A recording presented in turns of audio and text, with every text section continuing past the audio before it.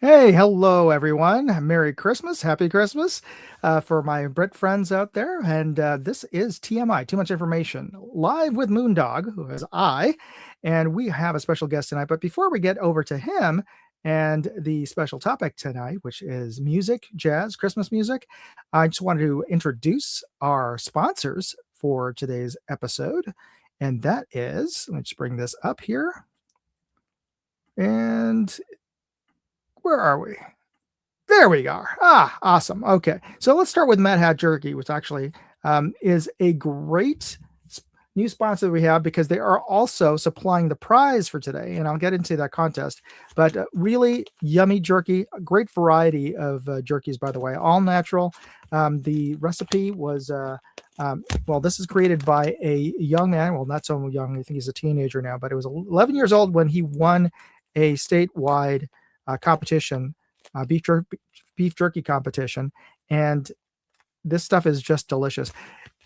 You can get a free sample if you use my code, and there's a QR code right there. And then you can, if you sign up for Mad Hat Jerky and get any of the packages, if you use code Moondog, you get 20% off. Use the QR code that you're seeing out there and try a free sample. He's got a free sample pack of his jerky. I think it was original and spicy, and I forget what the third variety is in the sampler pack.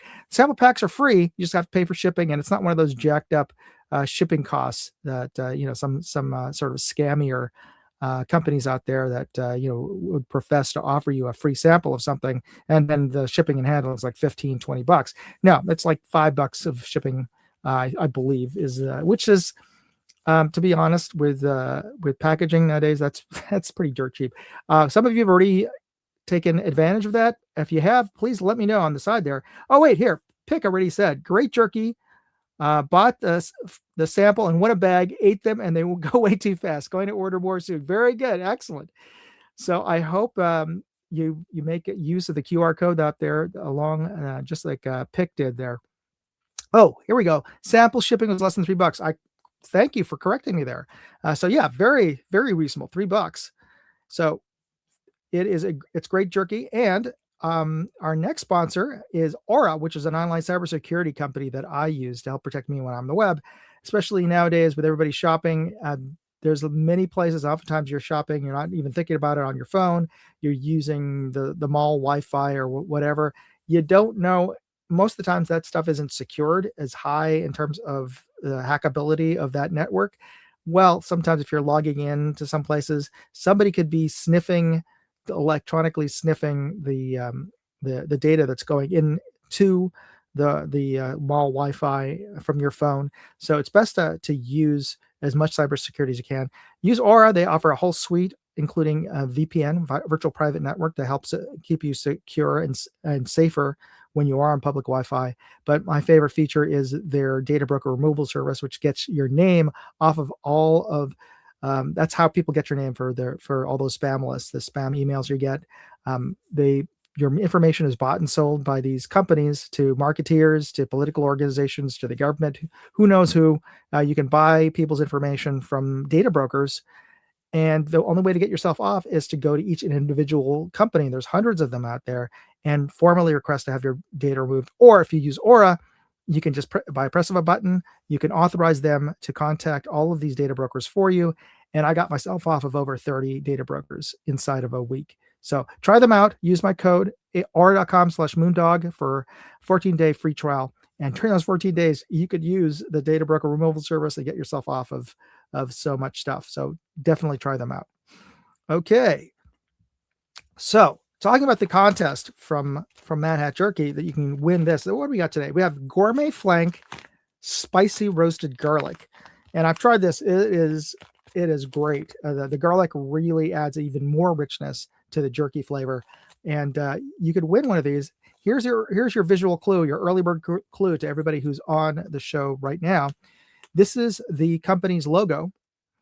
And if you know this company, put in a hashtag symbol and write in the company's name in the comments, and the StreamYard software will automatically put you into the drawing to win this jerky. And I'll send this out to you after the show.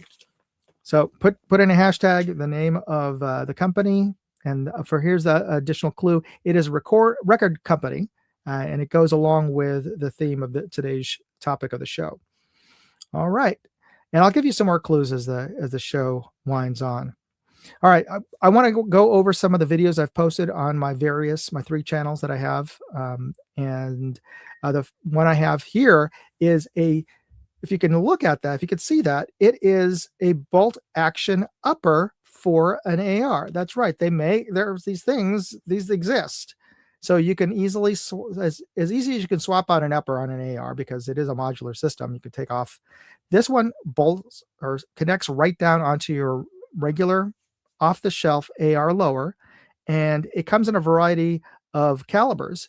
So if, depending on, like, let's say if you live in a state that requires a straight wall cartridge to go deer hunting, well, you don't have to buy a separate rifle, or if you just want to be able to use your fancy trigger, but you want to have a cartridge that goes long range, well, you can get a 6.5 Creedmoor upper, or a 308 upper, or a whole variety of different uppers.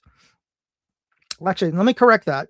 Not for this one, because it would stand and fit on an AR lower. But you'd get, what would you get? You get a 6.5 Grendel. That would fit on an AR lower. That's correct. And they also have you know what? I don't want to misquote them, but in any case, go to, check out the video. You'll find links to Bear Creek Arsenal. They make all these great uppers. Let me look this up, because I don't want to give you some wrong information about the different uppers that they have. And bolt action style. So they have AR bolt action style. So what do they have available currently? Well, obviously you can get a 5.56 upper, which is the standard, right? And you can get 300 blackout, which is great for, you can use that as deer hunting round. What else do they have? They've got 400 legend, 7.62 by 39, which is the, your AK round. And I have the what I have here is the 5.6 Grendel, or 6.5 Grendel, a little bit of a dyslexia there. Sorry, 350 legend. You can also get 22 arc. Yeah, so a whole bunch of different calibers. So if you want to try those calibers in your AR, your standard AR, just you can try out Bear Creek Arsenal. What I have to say, and I'll show you this little just video here. Let's give you a taste of this. No, you're not seeing things. This is a bolt action AR. Specifically, this is a BC-15 bolt action AR upper, chambered in 6.5 Grendel, and it's made by Bear Creek Arsenal. Let's skip the boring unboxing videos and just take a look at what you get inside the box.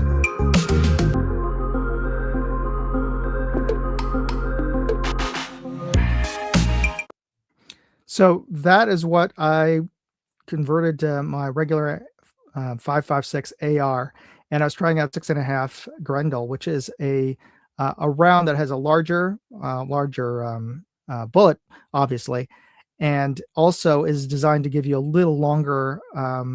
Has a bullet with a better ballistic coefficient, so it's more accurate at long range.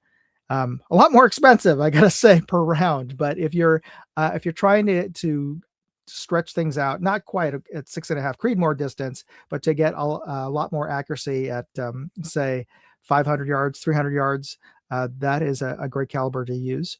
And I gotta say, from my testing of this particular upper, though, it has a reputation for having a very rough action out of the box. It does, and I can attest. You can see in the video, I was struggling to get that bolt open reliably throughout the entire video. So it's definitely a testament to a lot of the reports you get back of this. But from what I hear, though, from a lot of the feedback in the video, that the action does get better after you break it in.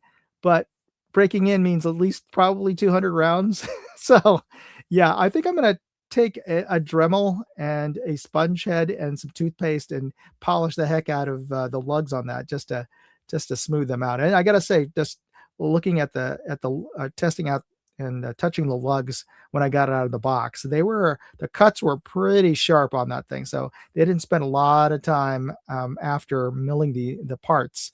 Um, so I don't know why they don't.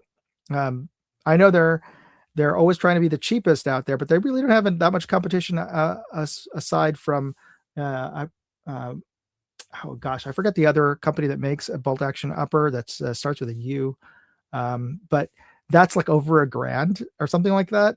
And yeah, you'd think they would just spend another, like, hire some guy, hire Joe out there who's working $15-20 an hour, and have him just take a nice polishing a polishing wheel or something, and just smooth the heck out of those lugs. What is it going to cost? Another $5-10 in terms of per unit cost on that thing, and then you wouldn't have to deal with all of the complaints of people, struggling with that bolt. But anyway, that's my 2 cents. I'm not the CEO of Bear Creek Arsenal, but I do appreciate them sending one out for me to test it. Okay, let's move on. On my reviews channel, my gadget reviews channel, Moondog Reviews, I reviewed a new EDC flashlight from Olight, which I'm currently doing a long-term test, practical test on. As you can see here, this is the one, and it is a great little EDC light. I really like the form factor, and I thought I wouldn't like something necessarily this large and heavy as my EDC light, because it's really almost the size of a utility duty light in my back pocket, but actually it's pretty comfortable. And what's great about this is not only does it have all the features of the original Arcfeld Pro, but they've added more features. Like, for example, they've kept the laser, they've kept the UV light, and they've added the ability to charge this directly with USB, and they've added an option to switch this from spot to flood mode in terms of the beam pattern. So yeah, it's everything and more. So it almost makes me wonder, like, why would you even want the original, even though that's great? I have that still too, and it's my go-to flashlight. But this the new Arc Pro is, I can't fault it for really anything. It's a great flashlight. Here, let me show you a little. Here's Michael Dunn says, I love Olights. I've got the UV light one. Here we go. Is the Olight Arc Pro. This is the Arc Pro, and we have it on low mode, and you can clearly see the hotspot projected onto the doorway there. It looks about 2.5 feet wide at this distance of about 10 feet. And I'm going to cycle through the different brightness modes, starting with low, medium, and high. And I'm going to double tap for turbo mode. And I'm going to switch this over to flood mode. And that is quite a difference in terms of beam pattern here. Here we have it on low, on spot mode, medium, high. You can see it goes up to the high, definitely goes all the way out to 120 feet or more. You can easily reach out to the telephone pole.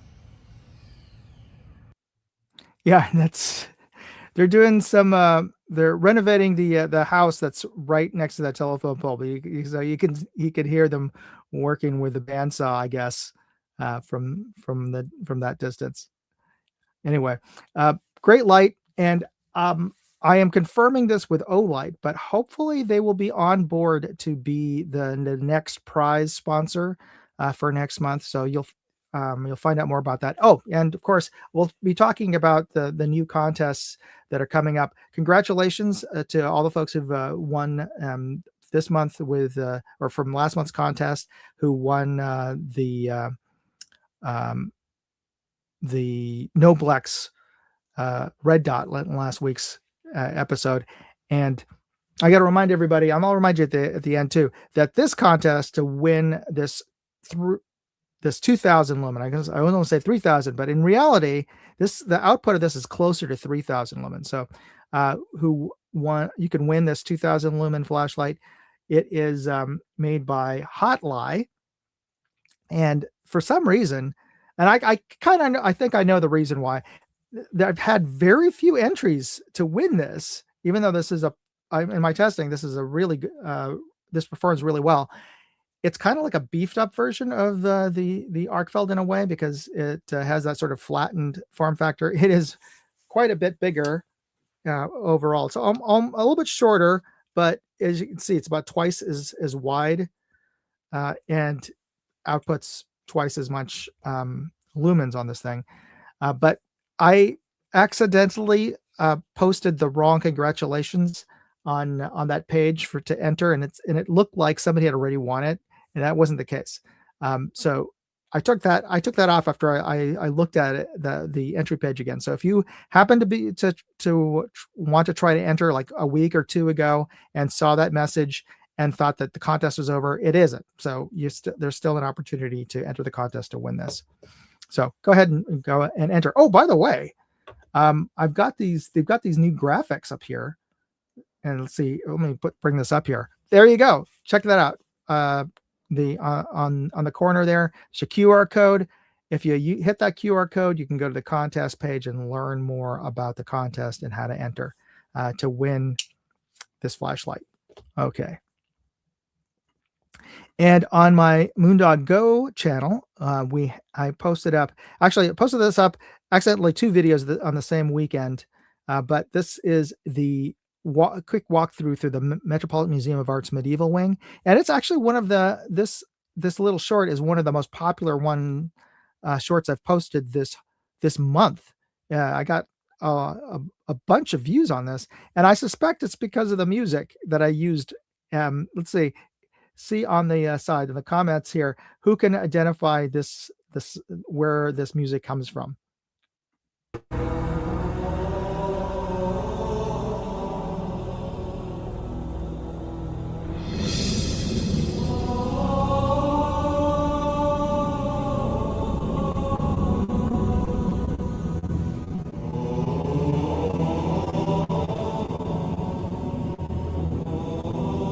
If you're a gamer, you should recognize this music.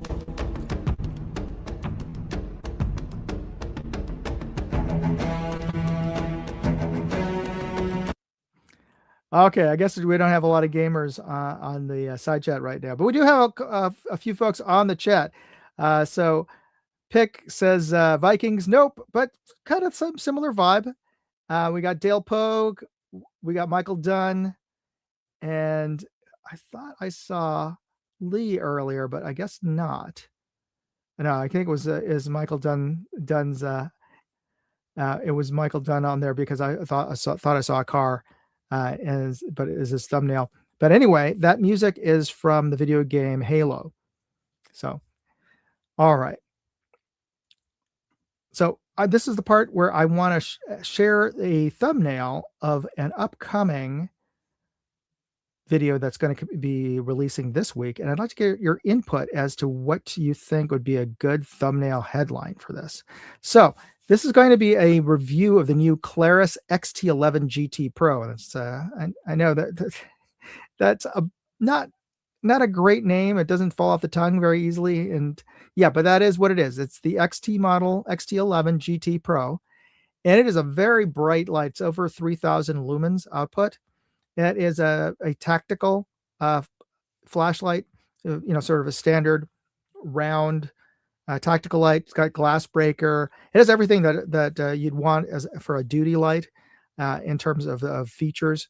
It's got dual controls at the end, so you have your main clicky button that can activate directly into its turbo beam, and you have your alternate control on the edge that you can control and to go into low, medium, high mode. So if you need to read notes or something, you don't necessarily have to have a blinding light immediately, but it can also go into signal mode as well as strobe.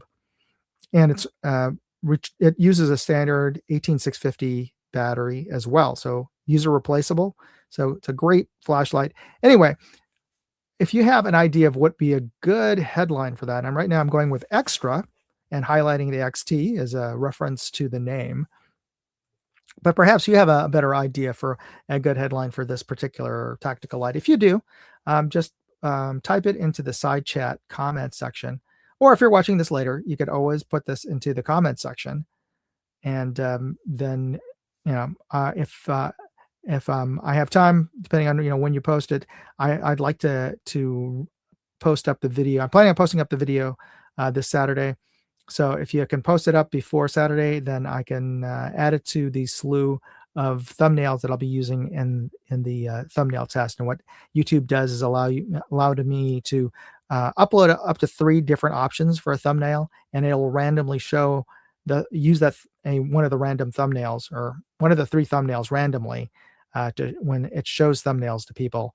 And based on everybody's reaction, whether they click on a thumbnail or not, I get the feedback of which thumbnail is more successful in catching people's attention, as well as getting them to click and watch the video. So anyway, if you have your thoughts, post them or leave a comment. Thanks. All right. So here's our next clue to this mystery brand, to win Mad Hat Gourmet Flank Spicy Roasted Garlic Jerky. So here's a clue. This American record company was founded in 1889. Can you believe that? 1889. Yes, there were audio records back in 1889. And this is the oldest continuously operating brand in the recording music industry.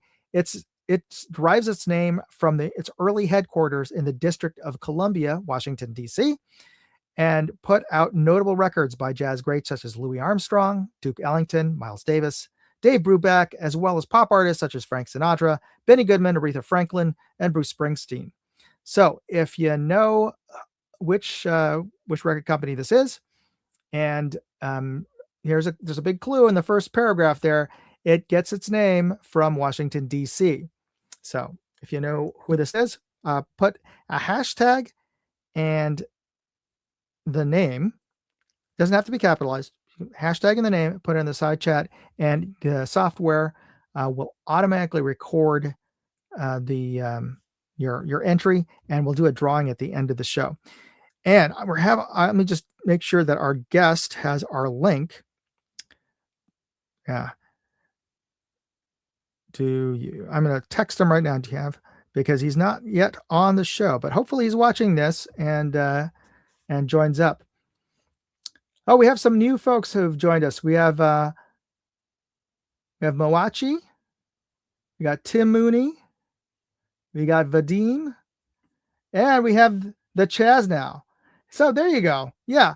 So hopefully the Chaz now will be able to log in and join the chat, because he's our special guest today. So I don't see him in the green room yet. So hopefully he has the link that I sent him earlier. If not, I will. Let's see. I'll send it to him. I'll have to email this over to him, and hopefully he gets this.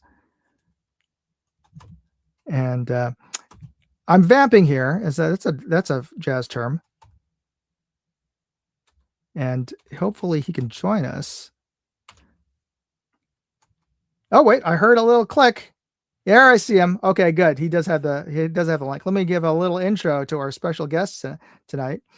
And we're going to get down the rabbit hole here. So we're going to talk about Christmas music today. So unless you happen to be listening to Mariah Carey or Wham or Ariana Grande, chances are the music that you're listening to on the radio this Christmas season is probably actually going to be music from the 40s or 50s. And more than likely than not, they were created by a jazz composer and often performed by a famous jazz artist. And talking about that phenomenon, I wanted to bring along somebody on the show who's a much more of an expert on this than I am, who is a jazz musician as well as a advertising creative director and my former writing partner, copywriter writing partner, Adam Chasnow. So let me bring on to the stage Adam. How are you, buddy? Hey, man. Can you hear me? Yeah, I can hear you quite clearly. Yeah. You're a very austere background right now. Yeah, well, it's better than the actual background, so. I Fair enough. wanted to do something a little more festive, but I had to switch to Chrome at the last second. So yeah, and also Tom, I changed some stuff in the slides. So I don't know if you have to go in and out of the slides for that to Oh, be okay, yeah. effective. So let me actually, I'll have to do that. But why don't you, while I'm doing that, why don't you give the folks a little background bio on you, and then Yeah, I'll sure, sure. delete and I reload. mean, I am a advertising copywriter, creative director. I worked with Moondog a long time ago at an ad agency in New York on Madison Avenue when ad Uh-huh. agencies were still on Madison Avenue. And we did a lot of national and international campaigns together. And part of what I really liked as part of doing advertising was the music part of it. And we Yeah. got to do a lot of great music with some real jazz musicians for a campaign we did for Amtrak. And that's really when they would bring in live musicians to do the Right. soundtracks to Yeah. commercials in big studios and at big expense. But it was also very kind of a magical thing to go to a recording session. And being a fan of, I'm also kind of what I call myself a nonprofit jazz trumpet player, which is I have for my whole life have kind of really been studied jazz and love jazz trumpet, and to this day I still play as in some groups. It was exciting to go to those sessions and see some like legendary jazz musicians coming to do commercials, because that was like amazing work for them, at the time, and today there really is no work like that anymore because it's all digital sampling and things like that. Yeah. In But fact, one of the go places ahead. we recorded was the Electric Ladyland Studios, I think. Yeah, yeah, If I yeah. remember. Yeah. So it was exciting, and my love for music, it's going to come up in this talk because we're talking about jazz Christmas music, which really kind of came about in the 1950s, really, and the heart of it is still, even if it's still made today. I'll talk about this a little bit with you guys. It's still kind of based on that era of the 40s and 50s, even if people re-record it now, and there's a lot of reasons for this. I think people like the nostalgia when it Yeah. comes to the holiday time. They kind of want to escape from today and go back to a kinder, gentler time. And I think music is a quick express train to going back to when things were just more traditional and and and and easier, and the soundtrack to your modern life can change when you put it to the music of yesterday. It's a very interesting thing to look at. So Absolutely. And even in that period, when let's say if it was put out in the 50s, a lot of the lyrics of the songs were harkening back to things that are like a turn of the century, or like right, that whole right, right. point of like simpler times. So like being on a sleigh, like who Yeah, yeah, actually goes sure. around in a sleigh, right? So And we have things that every year we watch It's a Wonderful Life, and we mhm. watch Rudolph the Red-Nosed Reindeer, and things are, that's different. That's probably from the made in the 70s, I would imagine. But when It's a Wonderful Life, clearly from back in that period we were talking about earlier, and the music is still kind of set there, and it's a really interesting thing when it comes to Christmas music. There's like a canon of Christmas music, and in the jazz world, they like to put a new spin on music anyway, so it doesn't make the music feel old because there's so many new interpretations of it. But it is still mainly music. Every now, from back then, every now and then somebody tries to get a new song into the canon, and we'll talk about that too. Okay. Let me know if you want me to put on this when you want me to put on the Yeah, slides. let's put on the first slide. We can start Oh, talking. sure. Yeah. So that's actually, I have a jukebox like that, exact model. It's a Seberg Oh, HR nice. 100, and I found this image of this with the Christmas tree. But that's like, the music industry was pretty big back when you could buy records and things like that. And if you go to the next page, like the the the the the oldest Christmas song in the world is a song called Jesus Refulsit Hominum. Now, we're not allowed to play any music on this show, but I can play it for you. Now, I just learned about this song today, but it's a very simple song, and it's, from 310 AD, and I'll just play a few bars of it.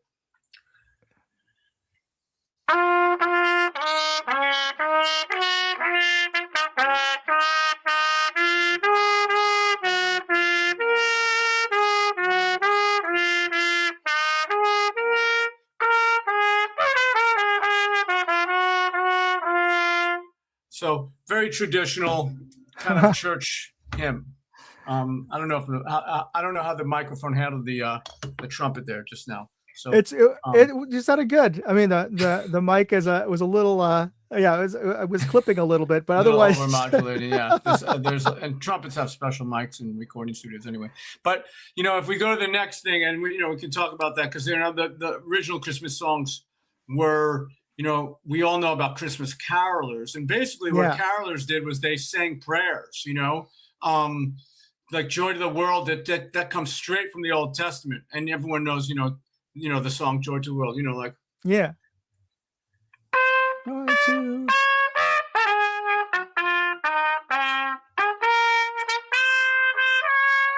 So that became, and we've all seen these carolers throughout movies and things like that, and to this day people still do it. It's really kind of a nice, that really takes you back to like old into black and white movies, and it's a great thing. So, but then the music, if you go to the next thing, Tom, like the Christmas music, when it started getting popular, was generating about $180 million annually, and that's just during between Thanksgiving and that's a lot. New Year's, and that's a lot of money.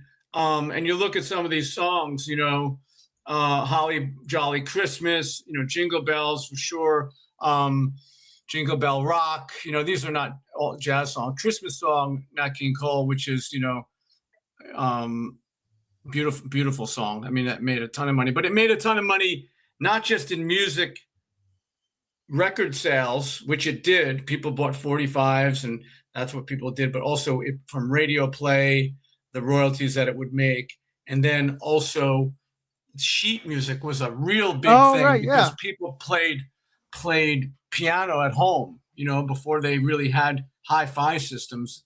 You created your own music, and it was a big period, and it's still very much a very profitable thing, and everybody wants to get a piece of it. So if you move to the next thing, really, we'll get into the jazz stuff. So what most people know is the song "White Christmas."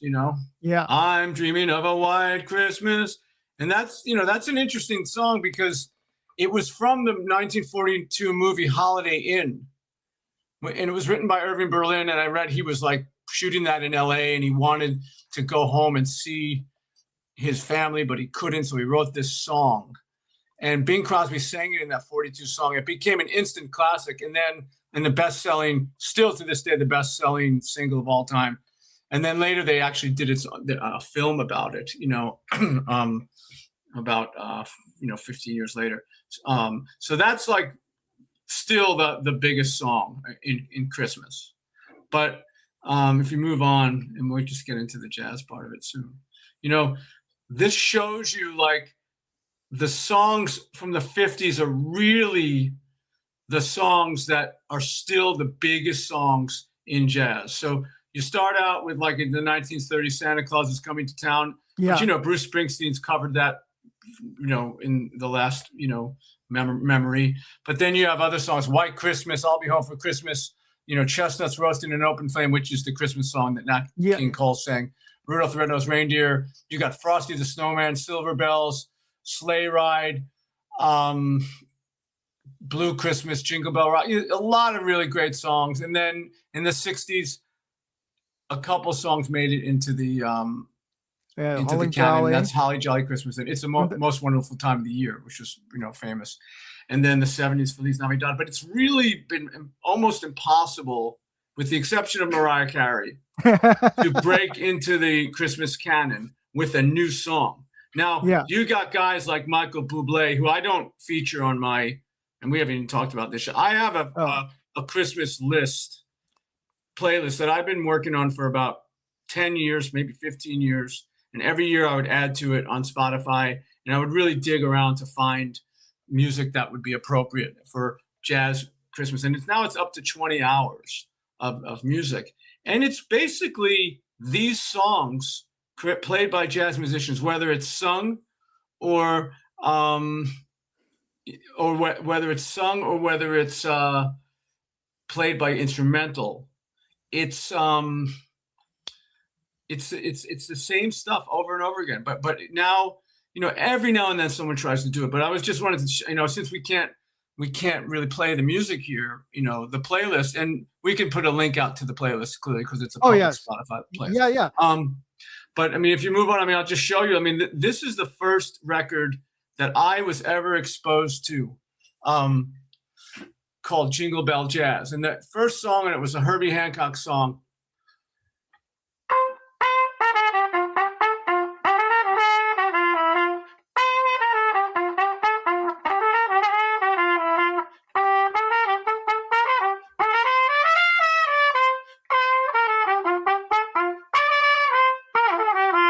So that's like a jazzy version of Deck the Halls, and that was played by Herbie, and Freddie Hubbard was on trumpet, and I loved that. I was a kid.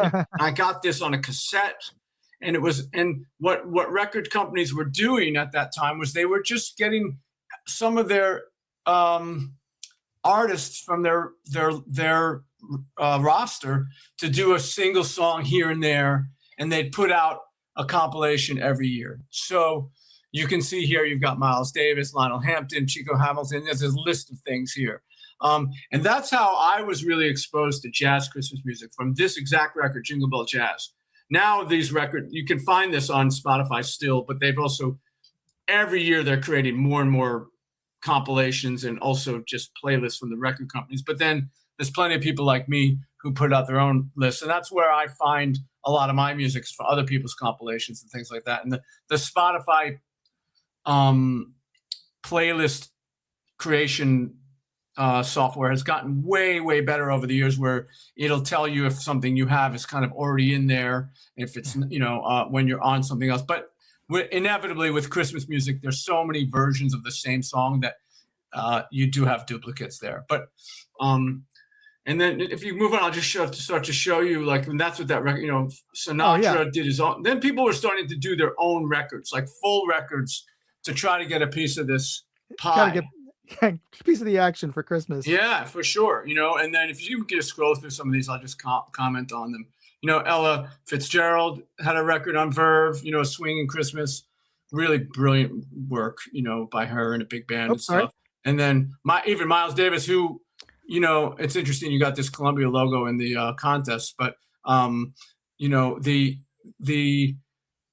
Miles Davis, you would think, would not want to participate in something like this. He was so cool.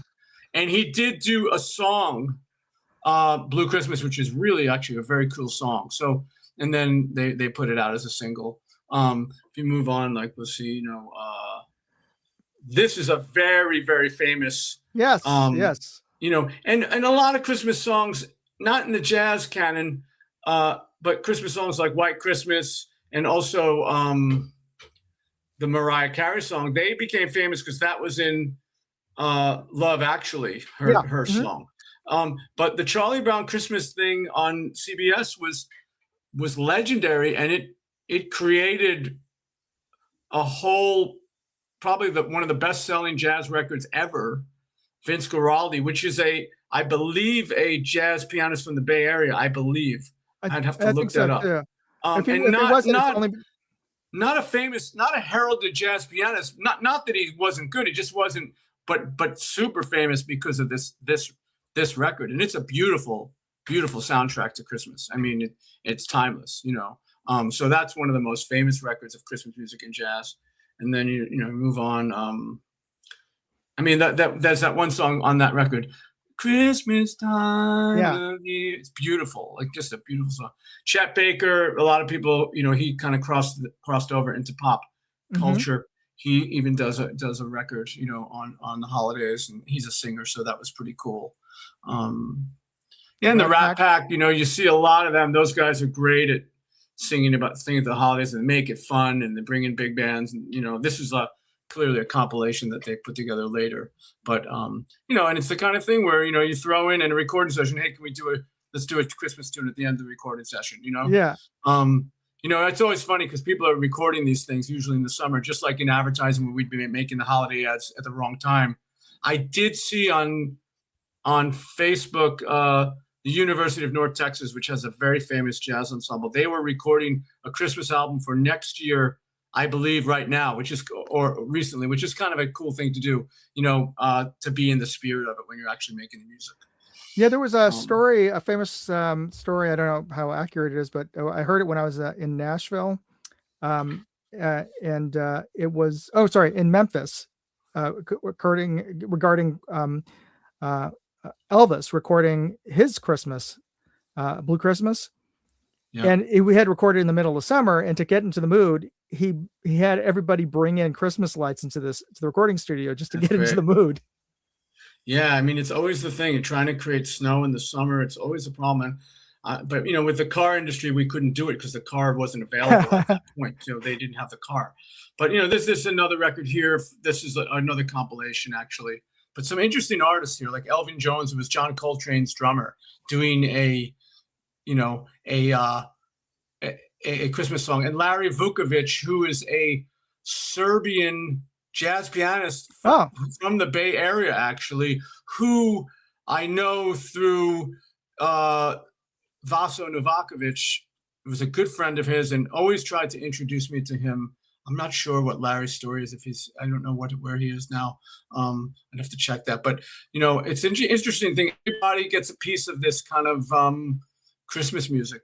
Everyone wants to do something. And I think it's partially because we all want to be part of the holidays for people.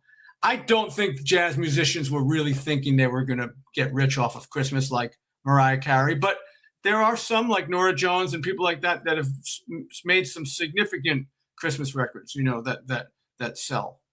You can move on. I hope Vince. I hope Vince Guaraldi actually gets a piece of the royalties on that, and it wasn't just like a session thing.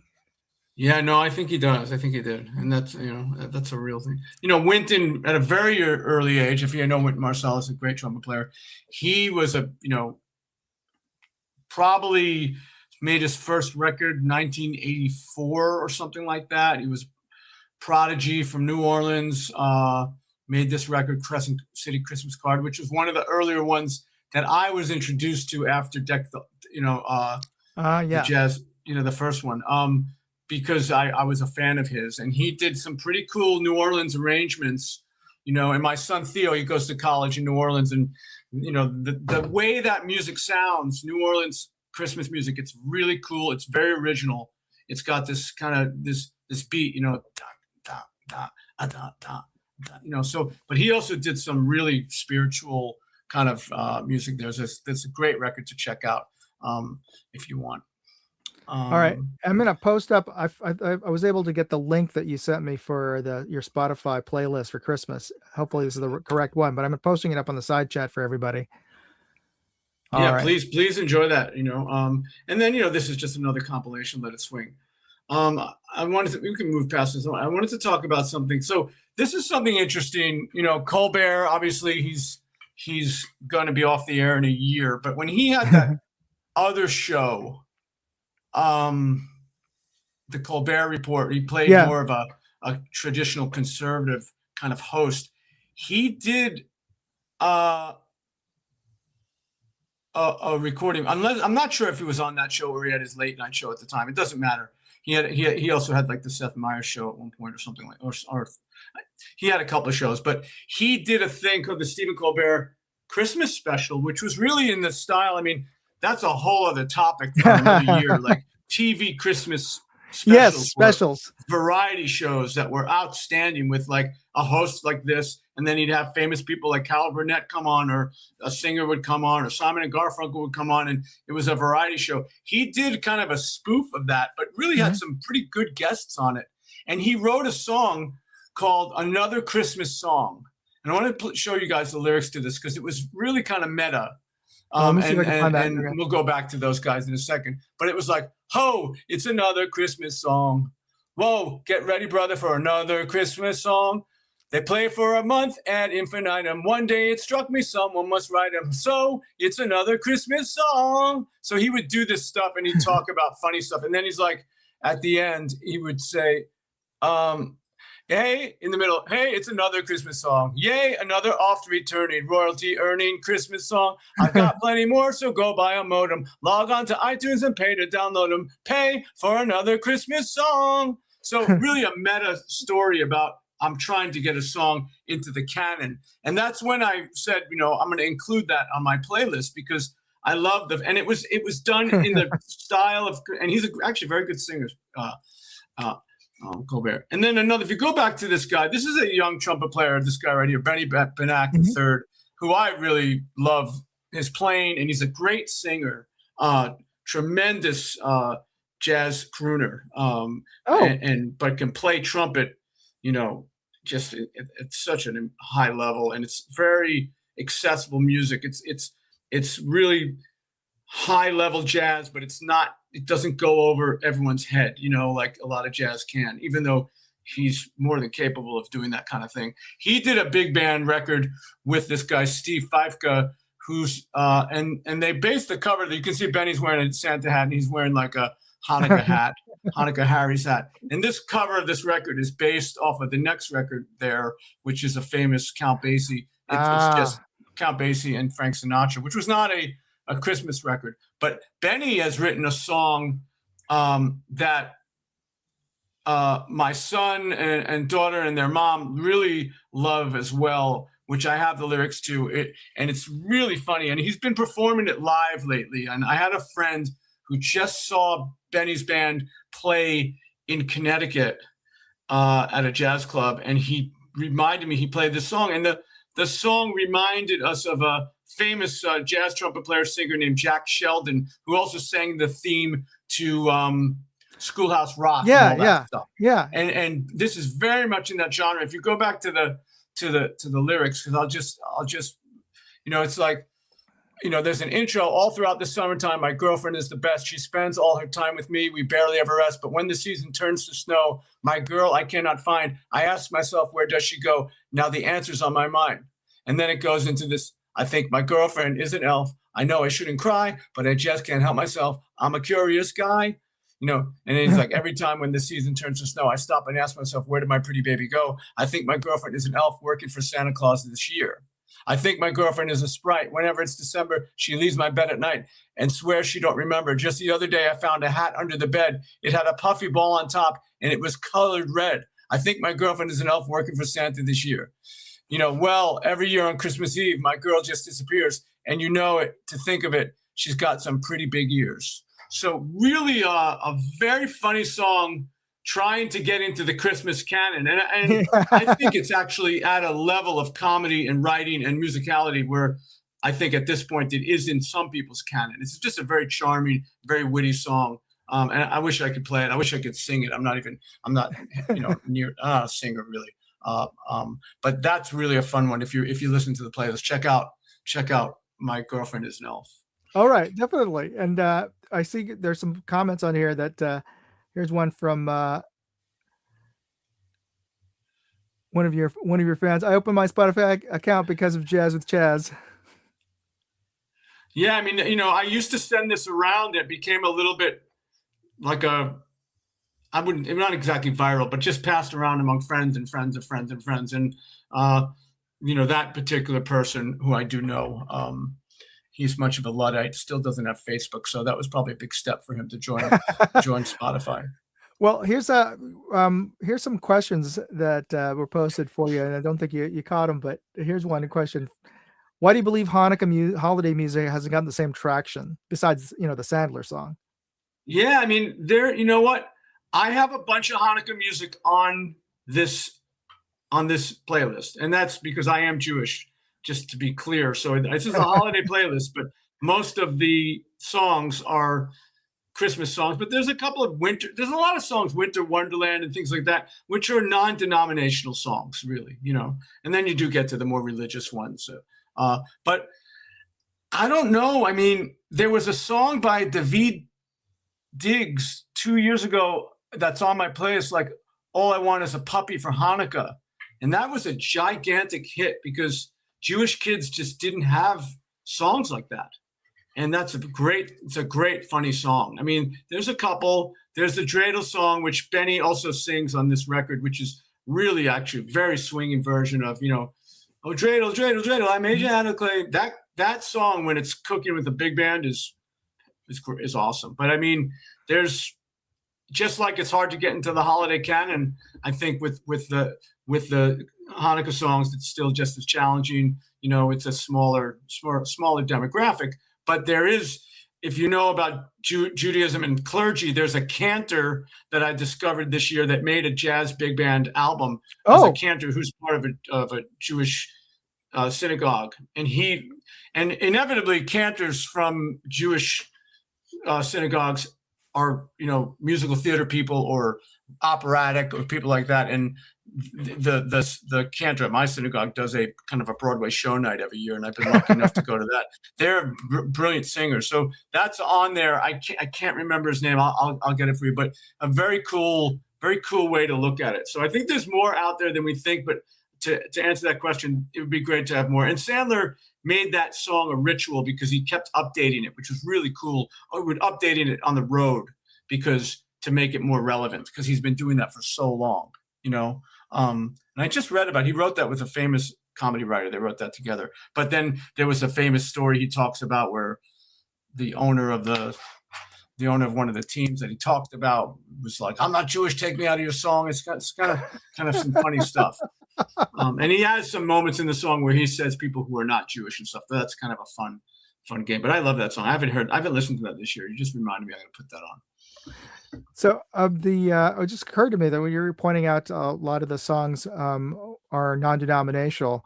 One way they could do it is just add the word Christmas into it, because I was thinking about the Christmas song, and most of the lyrics on there are pretty non-Christian. I mean, it's just about things that are happening. You mean the chestnuts roasting in the old? Yeah, exactly. Yeah, and that was what, Mel Torme, right?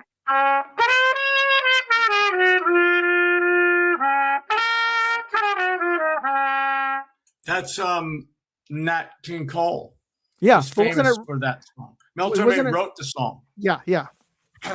Mel Torme wrote it. Mel Torme's got, and I don't know Mel Torme's background. I would guess, if I had to, if I use my Judar, that he is Jewish, and that's like a fake name, but I do not know that. So if anybody's Googling out there, I would guess that just based on the kind of singer he is. Well, Irving Berlin, the most famous Christmas song you're mentioning right there. Yeah. So, I mean, the whole the songwriters. I mean, in that period, writing songs was a career. I mean, It still is for people like Meghan Trainor and people like that can write songs. But like, that was a field that people were in, writing songs to make a living. So. Well, there got a couple other questions. I didn't realize this was your son. I thought it was. I didn't recognize it was Theo. I thought it was Theo. No. So sorry, Theo, for mispronouncing your name. Oh, one of Theo's friends. I have that jukebox which we showed in the first page. Mm-hmm. And when we moved to Boulder, Colorado, we brought that. We had stored the jukebox in San Francisco, and then had it shipped out there. And in order to do that, we had to take out a lot of tubes and things. And I had a friend, Devin, who I think was commenting on this earlier, who helped me put it back together. And we got it working. And these were little kids, and they were playing like crab soccer in the house. And like River kicked the jukebox when he just missed the ball, like he did many times when he played real varsity soccer, and he kicked the jukebox, and while it was playing, and it damaged the stylus from like 1955, and that thing had survived all this moving around and all this, but that stylus, it's never really been the same since I did get a replacement stylus finally. But I'm sure that's a story that my son Theo, thanks for tuning in, wanted to hear, because I imagine River is on this thing also. And thank you, River, for letting me tell that story. Yeah, and I River, don't hold that against you. I think that's River right there, who was asking a lot of questions, who asked a question that you actually answered without seeing the question in your commentary. Oh, and your Motsur. Well, you mentioned Mo. Oh, good. He mentioned Motsur Yeshuati. That song. I mean, I just sang that song half an hour ago when we were lighting the candles in great. upstairs, and that's really Rock of Ages in Hebrew, and that song is on. That's on the playlist many times, done jazzy, a lot of different ways. So if you want to look for Motsur, it's transliterated Hebrew. It's on there. I think that was the question. How come that's still like that's a classic Hanukkah canon, but because it's Rock of Ages, which is also every religion sings that song. I'm not sure. I don't really know the history of Rock of Ages. Yeah, well, most recently by Def Leppard, right?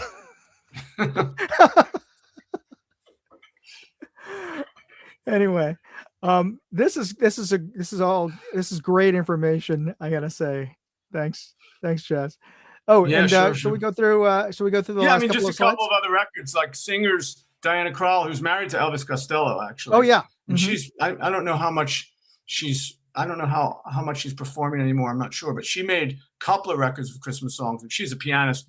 She's outstanding, outstanding. You can go to this is a woman who won the Grammy a few years ago for Best New Artist as a jazz recording artist, Samara Joy, which is unheard of really for a jazz musician, jazz singer to win that award.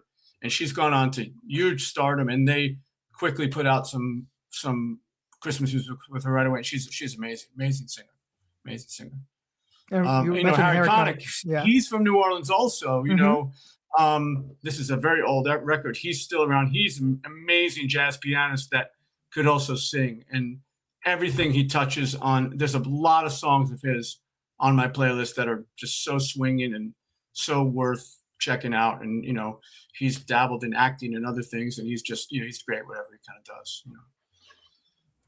And then Wynton Marsalis has the Jazz at Lincoln Center Orchestra, which is in Jazz at Lincoln Center, and that's like the big band in this country that really is academic about making sure they cover tons of material, but also not academic in terms of the way they swing. It's just like the farthest thing from academia. So they've put out 3 records of jazz arrangements of Christmas songs. That's how much material there is. And all 3 of those records have a place on the playlist. Not the entire thing, but these records are worth. I mean, I think I show the other 2 are worth checking out. Just on a streaming service or whatever. There's one, 3, 2, and 1. Have you added any of these pieces into your playlist, Christmas with Chaz? Yeah. These are all on there. All 3 records have representation from there. And we've got, and that's them. That's the Lincoln Center big band, the saxophone section. And then Wynton, a few years ago, that's his daughter. She's much older now. She sang a beautiful song with him that's on the record as well. I don't remember the song right now, but you'll see it's with her. It's a beautiful, beautiful voice. That's his daughter. Oh, that's so nepotism gets you into the Jazz with Chaz playlist as well. That's just, but. Well, it's a shame though. We can't play any of these because of YouTube copyright issues. But I've posted up, and I'll post it up again. Yeah, I mean, all of you should just put on a track right now, and just while you're listening to us, listen to that at the same time. It would really be. It was hard to do this, but it was fun to do it because. I have friends that listen to this playlist from Thanksgiving through New Year's every year, and they always call me and have you updated it. And it's a kick because it's so long, you can just kind of turn it on anywhere, and you're not going to get bored of the same, boring Christmas music that you're forced to in Muzak and elevators and things like that. Absolutely. So I want to thank Adam, Chaz, for joining us tonight and giving us this really thorough rundown of Christmas music. And I just asked him off the fly, actually, just a few days ago, as to what the topic was going to be, and it just occurred to me that hey, a lot of Christmas music has roots in jazz, and it's great that he was able to bring all this information together. And thanks for taking the time to talk about this. If there are any more questions, I'll post up. You can find information about Adam and I've included a link to his website on my notes page on my own website, and I'll post up a link to that. And I'm gonna I forgot I could put up a QR code for you folks who might be watching this. Let me bring up that asset. And by the way, this trumpet is from 1948, which is like the height of this Christmas music season, which is interesting to me. This is a Martin Committee, which is the same trumpet that Miles Davis and Kenny Dorham and a lot of people played. And I was lucky to get my hands on one a few years ago. You can see the name. Hold on, let me bring you up. Let me bring you up full screen.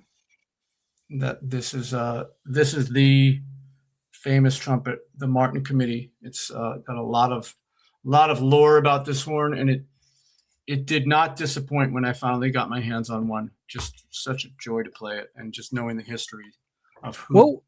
What was the key benefit of that particular model in terms? Is it the action? Is it the tone? What? These trumpets come in different bores, which has to do with the diameter of the trumpet until the bell. Mm-hmm. And this is a medium bore, which is not a size trumpet I'd ever played before. But also the metal is it's very lightweight.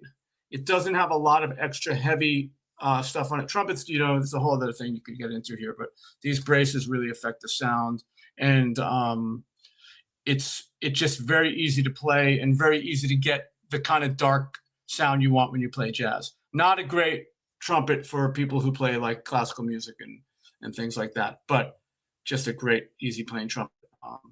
And it has some interesting stuff on it. The way it has these water keys that are like trombone water keys. So you can actually empty both of them at the same time because you can put your hand on both of them like this. It's just got some cool stuff, but it's hard to, you got to take care of it, Well, and there's a lot of trumpets that have been just modeled after it, like Yamaha and others have basically taken these ideas. Right on. Well, if you have a moment, we can if you wouldn't mind helping me pick the winner for today's contest. Sure. Okay, let me just add this. So for those of you who don't know, there's you who are on the side chat right now, you have an opportunity to win a prize for being for watching the show here. And what it is I'm giving away a packet of Mad Hat jerky.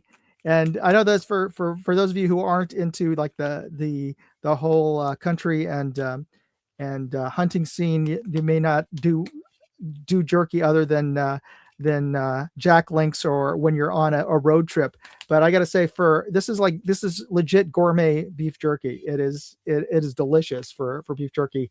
And this one is the gourmet flank spicy roasted garlic variety. And you can win this. You just have to put a correct answer on the side chat here. And we've given you a bunch of clues throughout the show.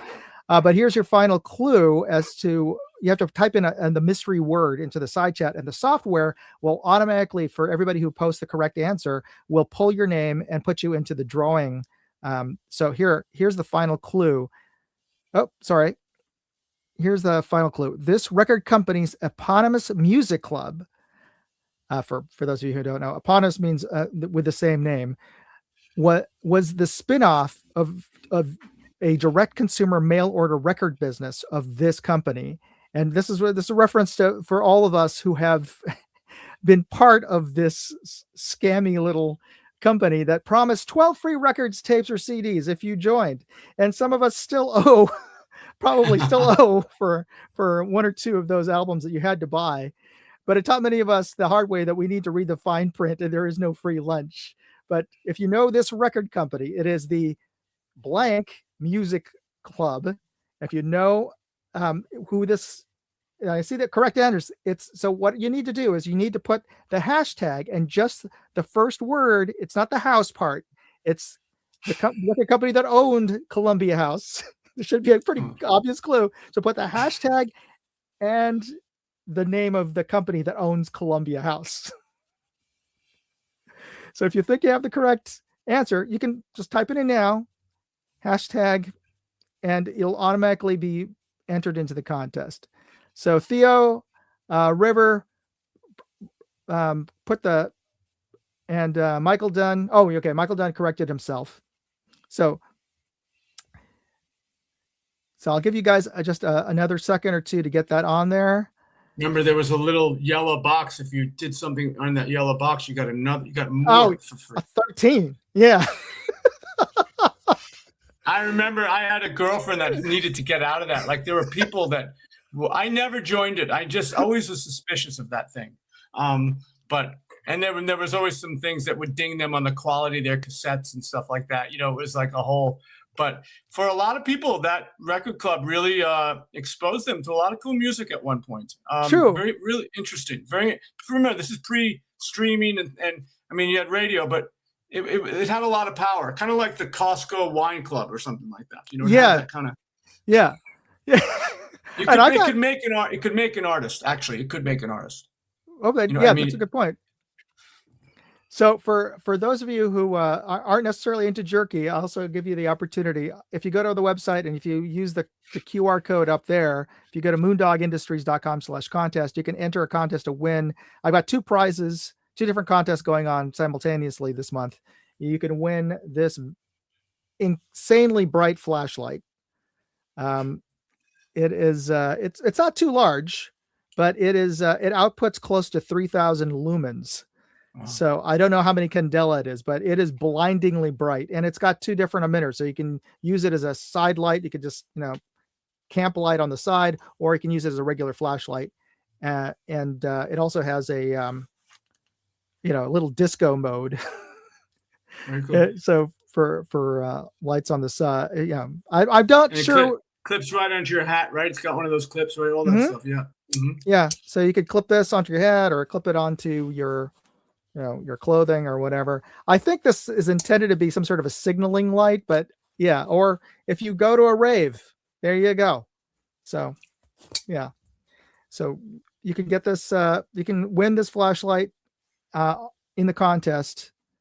Just go to moondogindustries.com/contest and you can enter this, or also have an Aquilifire rifle scope if you are into a LPVO rifle scope. So, and there's also the yard sale that's going on my website. It's a fundraiser for my son's class trip to Washington, D.C. Got some items on there. You can make a donation to the fundraiser, and if you make it for the amount for half of for those items, I'll send you the item. So there you go. Just check it out over at moondogindustries.com/yard sale. All right. So hopefully everybody got their entries in for the contest. I'm going to add the actual contest page up here now, and we're going to draw for the giveaway. All right. So there is the mystery word, and we only got 6 entries out of all the folks in the side chat. Well, okay. So anyway, I'll give you like 5 more seconds to get to type that in, and hopefully the software will pick it up. So 3, and 2, that was 1. the company that made my first jazz compilation record was from Columbia Records. Oh, excellent. Yes, that's right. Yeah. All right. So Chaz, you want to count us down and I will hit the draw button? Oh, there, we got another entry. 5, 4, 3, 2, 1, draw. All right. Yeah, we got some last minute entries in, so that's great.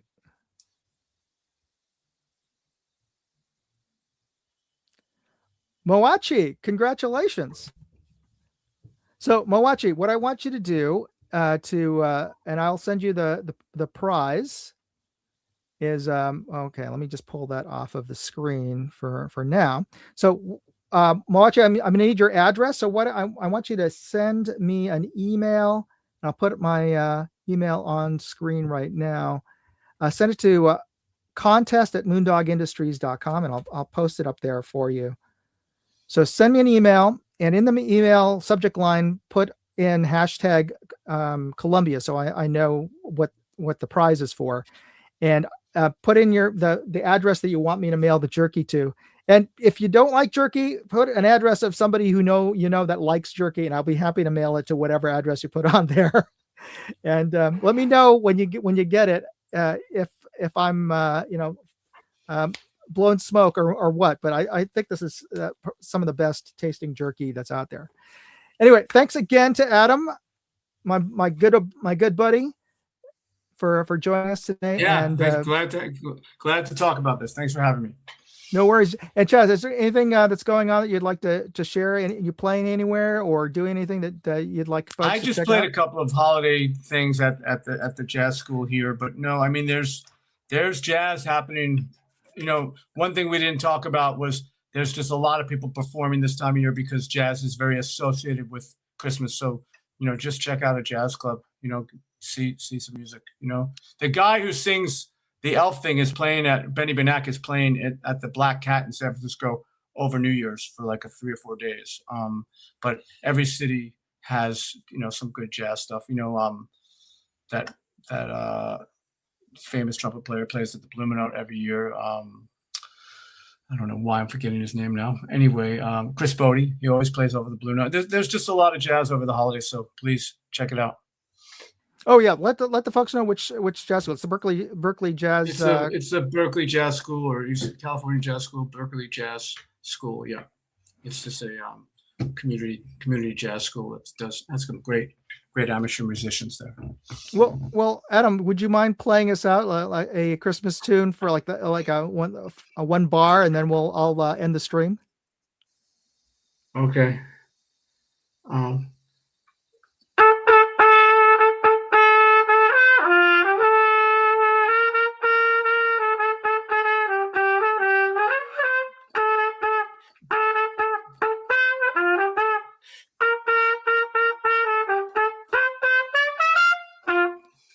Awesome. Thanks, everybody. Thanks for tuning in. We'll catch you next week.